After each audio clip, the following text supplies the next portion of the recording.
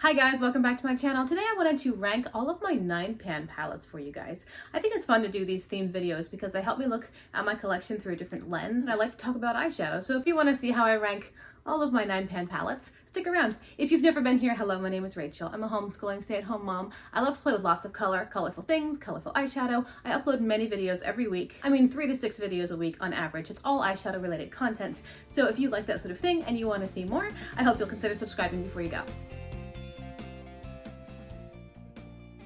I do want to mention I did film today's look and it was a disaster. The whole video was just awful. So I ended up stopping in the middle and just finishing the eye look because I wanted to wear eyeshadow. So I'm sorry I can't give you guys the tutorial for this eyeshadow look, but hopefully you like it anyway. I like it and I have to wear it all day, so that's what matters, right? I have a bunch of 9-pan palettes here. Almost all of them are Colourpop. 2 of them are from Juvia's place, and I think that's it. So I wanted to just kind of go through them and have a look and see where I would rank them. And some of these I'm considering decluttering, so where they fall in the ranking may or may not contribute to whether or not they get decluttered over time, because I try to keep my collection workable, something that's not overwhelming, something that is easy to control, easy to store. I don't want to have hundreds of palettes because I feel like they would just sit around. I would never ever use that much eyeshadow. I feel stressed thinking about having that much product, because I know the money that went into purchasing, whether it was personal money or gifted to me by somebody, and I also know that it's just never going to get used, so I would rather sell it or pass it on, give it away, donate it, whatever I need to do to give it to somebody who I think will use it, and that way it's not just collecting dust in my collection. So I try to keep my collection a little bit more curated, and so some of these may end up being decluttered at some point, but right now this is what I've got. So let's start with the Honey palette from Colourpop. This is pretty new to my collection. I actually like this palette and I've used it several times. I really like to pair it with other palettes. The reason it's at the very bottom of this ranking is twofold. First off, it has a pressed glitter. I don't like my palettes to have pressed glitters at all. So that's why one of the reasons why this one is so very low. The other reason is that it's a yellow monochromatic palette. How varied can you get with yellow? They did a pretty good job in different tones. You know, you've got more orangey yellows, more brown yellows, more lemon yellows, more peach yellows. They did a good job within the boundaries of yellow, but it's kind of a one-note wonder, like yellow, there you go. And there's no depth at all. This is the darkest shade right here, and it's I wouldn't even call it a medium depth. It's just really light. So I like the palette. Again, I like to use it with others. I like to pair it with green or blue or orange or pink or purple, and just it's nice to have a good yellow shadow in my collection. But a whole yellow palette has to be ranked pretty low because I have so many more interesting palettes. Next, we're going to talk about the Warrior palette by Juvia's Place. This is also pretty new to my collection, gifted by a subscriber. I really love the outer packaging. I think that this picture is really beautiful. I don't always love Juvia's outer packaging. The way that the women's skin is glowing and the highlights and the colors of their skin and just creamy and smooth, I think it's lovely. The inside of the palette, this is a brown palette, and it's a good brown palette. I really like that we have light, medium, dark, matte, because that's what I want. I mean, if I'm gonna go neutral, it's gonna be probably mostly matte, and it's gonna be pretty dark, because as far as I'm concerned, if I'm gonna take the time to do an eyeshadow look, I want it to be something that people can see, like, oh, she's wearing eyeshadow today, instead of, you know, the whole naked natural sort of trend that's going on. That's, to me, is not even worth the effort. My husband's not a big fan of eyeshadow, so if I wear eyeshadow over the weekend or when he's spending a lot of time at home, if I wear eyeshadow during those times, I usually make it a little more played down, a little bit more neutral, less bright, bold, tropical bird, colorful sort of thing. I usually tend more towards neutral. So I do want to have a neutral palette in my collection. And this is a good one. I mean, I have used this one and I thought it was perfectly fine. I compared this to the other neutral palette that is also in my collection, which is the Sandstone palette from Colourpop. And what I did was I swatched all 9 of these shades against the shades that were closest within the Sandstone palette. And that one also has more shades, and it has a couple of greenish sorts of shimmers and a yellowy, what is it, a sequin formula, which is a matte with sparkle. I don't think it's a full-on shimmer. That palette just has a little bit more because it has more pans. This is simply a 9-pan. Anyway, I haven't decided if I'm going to keep this one. I do like it and it performed very well. I found that it was comparable in performance to my experience with the Sandstone palette. But I mean, it's a great neutral palette and it's worked and performed very nicely for me. I have no complaints. And I do like having a good brown palette in my collection, and I like that this one has light, medium, dark mattes, and then you can experiment with the shimmers. Okay, so the next one we're going to talk about is All Amethyst from Colourpop. You may have guessed that this one would be pretty low. There's only one reason that this is pretty low, because I love the packaging and I love the color story.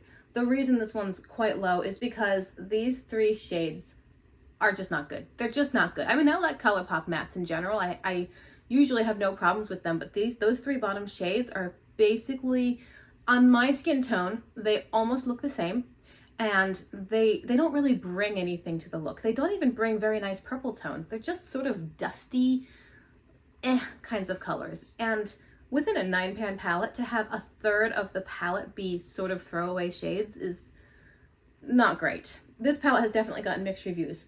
If you have a lighter skin tone or a more yellow-based skin tone, it might be a better palette for you than for my blue-based skin tone. But anyway, I think these shades are kind of a bust, and I really wish that they were better, because aside from them, I like the palette. I have used this matte right here and then this sequin shade right here. Both of these are so pretty. So pretty. A beautiful wash of pinky purple tones or beautiful wash of lilac tones. And then I think the shimmers are really nice too. I like to use Colourpop shimmers with my finger, and all four of these shimmers are very, very pretty, and they're all different. There's nothing in here that's a duplicate as far as the good shades. The reason it's ranking lower is because if I had to choose between all shimmer or all matte, I would choose all matte. I think that you can get more depth and dimension with mattes. So because these mattes perform so badly, I mean, 3 of the 5 mattes perform badly, and this one isn't even a proper matte, it's a sequin, so it has glitter in it. So 3 of the 4 true mattes just don't perform well. It has to be ranked lower. And on the tails of that, I'm ranking the Lilac You A Lot palette from Colourpop. I've had this one in my collection almost since the beginning. I think one of the first palettes I bought. I've always liked the color story. I have recently used it and was not impressed anymore with the shimmers. So kind of for the opposite reason, this one's being ranked lower, but just slightly above the All Amethyst, because the shimmers are not as great as I remember them being, but the mattes are good. I mean, all 5 of the mattes in this palette are good. So now we have more mattes, 5 versus 4 shimmers, and these mattes are good. So I could use these mattes with those shimmers and have a more exciting look, but I want the whole palette to be good, right? I'm considering decluttering this one because at this point I do have other palettes that can offer me other purple tones, but I'm not sure if I can get these sorts of light, cool tone purples elsewhere. So it's not on the chopping block yet, but I'm considering it. Anyway, that's why this one's being ranked lower, because while the mattes are good, the shimmers are not there. And I'm not sure, I've had a few conversations with some subscribers in my comment section recently about Colourpop in general, and we seem to generally agree that Colourpop mattes are pretty good, but the shimmers are falling flat, especially as time moves on and smaller brands like Lethal, Gourmand Girls, Beauty Bay, Glamlight, smaller brands are putting out shimmers that are so much better and so much more impactful, vibrant, pigmented, well-performing, and just more impactful, you know? So Colourpop shimmers are not quite a traditional shimmer. They're definitely a step above, but they're not as high as what many players within the industry are doing. So anyway, it's just something to keep in mind, but this palette is not as exciting to me as it used to be. On the heels of that, I have another purple palette from Colourpop. The purples are not doing well in this video. I'm sorry. That's just what I have to say. This is the It's My Pleasure palette from Colourpop. This is new to my collection for a second time. I had it I say years ago. I started eyeshadow less than 2 years ago. I had it when I first started, and I ended up decluttering it because I never used it, and then someone gave it to me, and I was grateful because I thought, well, hey, my skills are certainly better now than they were, so I can give it a better shot. And I have used this one recently. I think the reason it's ranked on the lower end of the middle part of this is simply because it doesn't excite me. I don't really have any complaints about the tones or the quality. I think that the mattes are good. I think that the shimmers are interesting. It just doesn't really excite me, and I can't say much more than that. It's just, I look at it and it doesn't get me going, ooh, I want to play with that, or ooh, I want to pair it with something else, or ooh, how would that matte look with those shimmers over there? I don't get those feelings from this palette, and I'm not sure why, because I do love purple. I look good in purple. Purple works very well with my eye color. I should love this, right? This is so many people's like go-to purple palette, and for me it's not that it's bad, it just doesn't get me excited. So that's all I can say. As far as the palette itself, I mean, it has overall performed better than the ones below it in this ranking, and that's why it is where it is, but it's not at the top that gets me like, ooh, I'm amped up to play with this palette. It's just not there. Another palette from Colourpop. Again, this video is pretty much all Colourpop except for 2. This is the Wine and Only palette. This is a beautiful burgundy wine tone palette, definitely leaning a little bit more on the pinky red side of things. And it's good. It's good quality. I like it. The reason it is landing where it's landing is because it's so dark. I like to have a dark outer corner, and then I really like some lighter tones, especially near the bridge of the nose, to brighten it up a lot. And the lightest that this palette goes would be one of these, which are both definitely mid-tones, and they're both shimmers. So there are no light mattes at all. And I feel like this palette, while it has the depth that I love, it doesn't have the other side of that. But I understand, monochromatic, wine colored. I get it. I understand. It's just, it's ranking where it is because it does bring some beautiful tones, but not a lot of variety. You can't get too many different looks, no matter what you do, because like these two mattes are going to look about the same. These two mattes are going to look about the same, although this is a sequin, so it has sparkles in it. These two shimmers are going to look all about the same. There's just, it's almost a one-note wonder sort of palette. It doesn't have a lot of interest. And next, let's talk about the Blue Moon palette from Colourpop. This is a good palette. This is a good blue staple palette in my collection. It is the only blue monochromatic palette that I own. It's really nice. I like this palette a lot because it does go from quite light to medium to dark. I like that it has a variety of shimmers. We've got this shade here that is a great inner corner highlight. Also can be used as a face highlight. If you want to bring some blue into your face, that's fun. These two shades here are lovely. This is a good shimmer, and I really like these two tones. So if you want a good blue palette, I can recommend Blue Moon from Colourpop. I know some people have the BH Cosmetics Sweet Shop palette in blue, which is called Bubblegum. And I've heard from a couple of different creators who have wide experience with blue eyeshadow palettes that this one is slightly better than the Bubblegum palette. But if you have Bubblegum, I have used 4 of those 6 palettes, and I am confident that the Bubblegum is probably also a great palette. This one just has a little bit more variety and interest, I think. Let's talk about the High Tide palette from Colourpop. Now we've gotten back into the cardboard packaging, which I vastly prefer over their plastic. It's so much better. They can do so much more. It's so much more sleek and slimlined. It's just better. But anyway, the High Tide palette is their teal monochromatic palette. This one I like a lot as well. I recently used this. I had pulled it out after not touching it for ages, and I was like, yes, this is good. I knew I hadn't gotten rid of it for a reason, because if you ever want a teal shadow, this has everything you need. It does have a good range of light, medium, dark tones, which I always want in a palette.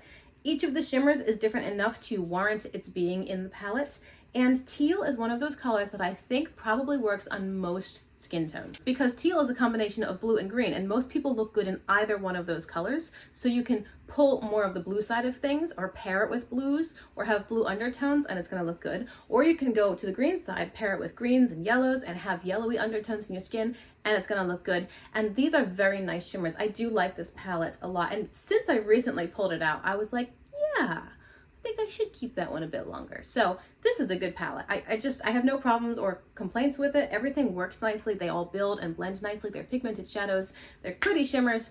It's a good palette. Next up is the Mint To Be palette from Colourpop. I need to be careful with this one because all of the shadows are falling out on me. All of them. I'm sorry I can't hold it up properly for you guys. This one already shattered on me. This one is literally, I can see it's cracked everywhere, and I just pushed it back into the pan. For some reason, I don't think it's age. It's not that old. I don't know. This one is in the process of dying on me, but that's sad because this is a great palette. I really like mid to light tone shimmers. I love to put bright pops of just really light tones by my inner corner. This palette is very good. This shade right here called Ice Cold is so much fun to play with. This one here, Seltzer, is like an icy blue mint. The shimmers are beautiful. This one again fell out. I can scrape the pan a little bit, but we've still got 3 shimmers here. I love this one. This is a true mint shimmer. It's called Mint Tea, M-I-N-T-E-A. Colourpop loves their wordplay. And then these are each different as well. This one's more of a silver-based shimmer, and this is more of a white-based shimmer, but they're all mint tone.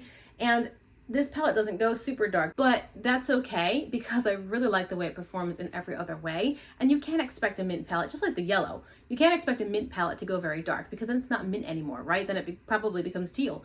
It would be fun to pair with a teal palette, although you would certainly end up with something more monochromatic. I've paired this with burgundy. I've paired it with blues. It's just a fun palette. So I like this one. I like the way it performs. I don't know why it's all shattering on me. And that makes me sad. It's like it's drying out or something. I don't know, but I have to be super careful with this one, and I still do enjoy playing with it. Next up, we've got Or Kid You Not from Colourpop. This is rather new to my collection. I got this one secondhand. I buy almost everything secondhand. I usually order palettes off of POSHMARK or MERCARI, and I get them for like secondhand steep discounts. Anyway, this is Or Kid You Not from Colourpop.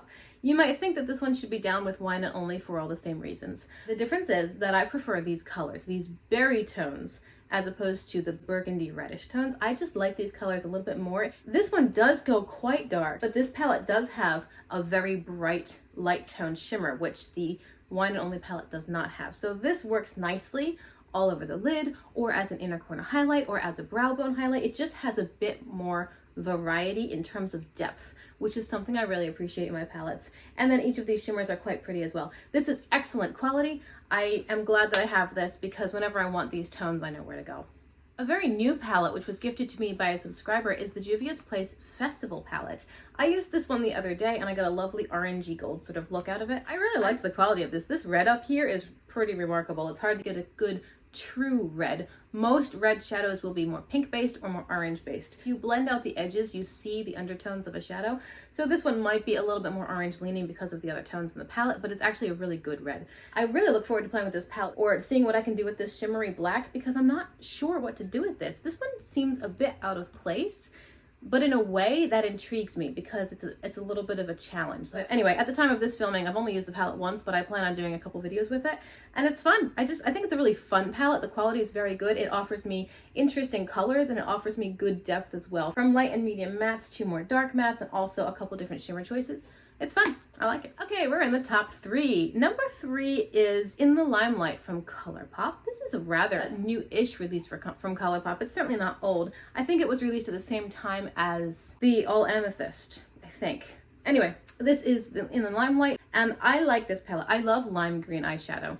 Lime green is a really fun color for me to play with, and this is theoretically a lime palette. It does have some more pink or brown tones to help ground, which I like because I'm not sure that they consider this a monochromatic, but it's pretty lime, you know. It's got a lot of limey and yellow and lime toned white sort of shades, and the quality is pretty good. The difficulty I've had with this one is really building up the color a bit, probably because it's such light toned colors in general. I mean, the light lime green matte shadow, how much color can you really get? But I do like it. I think the quality is pretty good, and I like that they put in a few pinks because it can bring some interest. This shimmer over here is more of a gold tone, so that's a nice idea. And then there's an inner corner or a brow or a lid highlight shade or whatever. Again, you can use it as a face highlighter. It's good. I think this one's fun. And now we're in the top 2. Now, I'm not sure if I would switch these around from 1 to 2 or 2 to 1 or whatever, but I'm just going to go with what my gut said when I first started this video. I'm going to talk about the Star Wars Mandalorian The Child palette. I think this one's just so cute. The little baby Yoda, he's so cute. When I saw the palette, I was like, yes. I mean, the colors and the interest point within the color story, but also the packaging. And I'm not a Star Wars fan. Don't come for me. I've never seen Star Wars. I know it's a whole cult favorite. I understand, it's just not for me. Anyway, I do think that Baby Yoda is quite cute. I mean, who doesn't, right? And this palette's great too. I did have this Super Shock die on me, of course, because all of my Super Shocks in my palettes seem to die at some point. But I think that this palette is excellent. The quality is great, but I really love the color story. Every time I talk about this palette, it's so good. You can go cool tone with these light tone greens and the more silvery colors. Or you can go warm tone with the dark, more forest greens and the browns. So you can get 2 completely different temperatures with this palette, or you can mix and match and combine and get a really interesting green look. Now, I did lose my warm tone shimmer, but there's a little bit in there I can get a few more uses out of it. But this is a great palette. I know it's still available. Colourpop has since released 2 more palettes this size, the Darth Vader and the Mandalorian palette. Oh, and they just released a C-3PO as well at the time of this filming. I'm not sure when this video is going up. Plus, there's the larger Star Wars palette, which has the vintage filmography sort of scene on it. It's really good. But I think of all of them, this is the most interesting and probably the most flattering for the majority of skin tones. These soft, cool and warm toned green colors with some gold or with some silver, but I think that this one's the best and the cutest. And finally, number 1 in today's ranking. Again, maybe if I did this on a different day, my palettes would be in a different order, but I'm going to put Sprinkle a Little Magic between Colourpop and Tinkerbell. I think this is a great palette. I love the packaging. This also has the larger pans. It also has the cardboard packaging, but it's Tinkerbell, but she's not cartoony. She's a little bit more mature, which is nice because a lot of adults don't want to buy cartoon stuff. You know, we associate cartoons with children, but if you can do something like Tinkerbell, which speaks back to the nostalgic side of us when we were children, but now in a more adult sort of version, well, that's great marketing right there. So here's the Sprinkle a Little Magic palette. I think this palette's great. The quality is excellent. And as you can see, I like the green tones, the lighter green tones, but it has depth as well. And it has interest point with these pink tones here and a beautiful goldish sort of bronze shimmer, a greeny gold shimmer, a spring green minty kind of shimmer. This green is an interesting shade. I don't think I have this kind of green anywhere else in my whole collection. I'd have to think about that. And I have a lot of greens because I really like greens. I have the Hella palette from Ooooh, Dirty Martini from Limelight. I have Oceanic from Ace Beauty. I have a lot of greens. And I don't think I have anything else that's quite like this one. My only complaint with this palette, again, every time I talk about the palette, I mention these two shades are too close. I don't know why they're so close. A deep burgundy or berry tone, something with more depth, a more mid-toned or darker toned purple pink shade would have been better than one of these. I don't know, like there's a dark green, why isn't there a dark pink? That annoys me a little bit. But aside from that, the palette is excellent quality. Packaging is nice. As you saw, there's a mirror inside. It's just really good. So there you go, guys. That is my ranking on all of my 9-pan palettes. And again, some of these may be decluttered over the course of time just because I try to control my collection so it doesn't get too big, because I never want to be overwhelmed by my hobby. This is a hobby. I love it. It brings me joy. It makes me smile. It makes me feel pretty. It helps me connect with people and, build a little community. I never want it to become a burden, and having an enormous collection, while it may be a great blessing, can also be kind of a lot. It's kind of a lot of stuff to store and clutter and things to think about, and I feel bad with my very frugal upbringing. I feel bad knowing that I have something which isn't being used. I'm much happier to pass along something that's not getting the use that it could be getting or is slowly going bad in my cabinet. But anyway, that is my 9-pan ranking. I appreciate you hanging out with me. I hope you liked the video. Remember to like and subscribe if you want to see more, and until I see you guys again in my next video, which will be soon, hope you have a great day. Bye!